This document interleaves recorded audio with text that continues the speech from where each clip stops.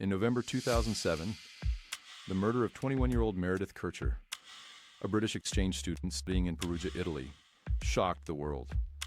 Meredith was found brutally murdered in her apartment, and what followed was a trial filled with controversy, confusion, and years of legal battles. At the center of it all were two women, Amanda Knox, an American student, and her boyfriend, Rafael Solicito, who were initially convicted of the crime. This is the story of the murder of Meredith Kercher, a case that remains one of the most complex and debated criminal cases of the 21st century. Meredith Kercher was living in a shared apartment with Amanda Knox in Perugia, Italy, while studying abroad. On November 1st, 2007, Meredith was found dead in her room, having been sexually assaulted and brutally murdered. The scene of the crime was chaotic, with bloodstains found in various parts of the apartment. Initially, authorities believed that Meredith's death may have been the result of a botched robbery. However, the investigation quickly turned toward Amanda Knox and her boyfriend, Rafael Solicito, when inconsistencies in their statements and behavior caught the attention of police. Both were questioned, and soon they were arrested, despite there being no clear motive or physical evidence directly linking them to the crime.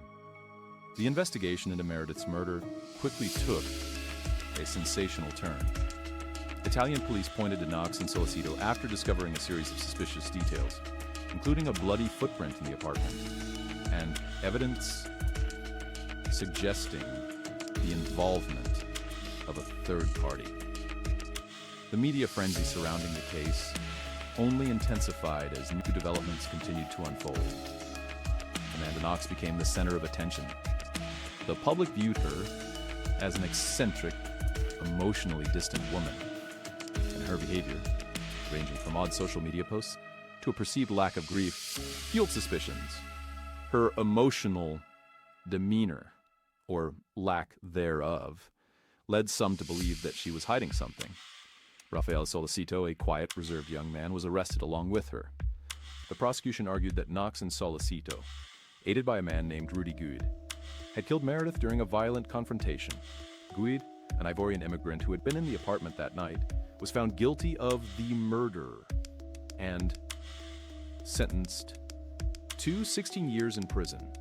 But Knox and Solicito's trials were just beginning. In 2009, the trial of Amanda Knox and Rafael Solicito began. The case quickly became one of the most high-profile and controversial trials in Europe.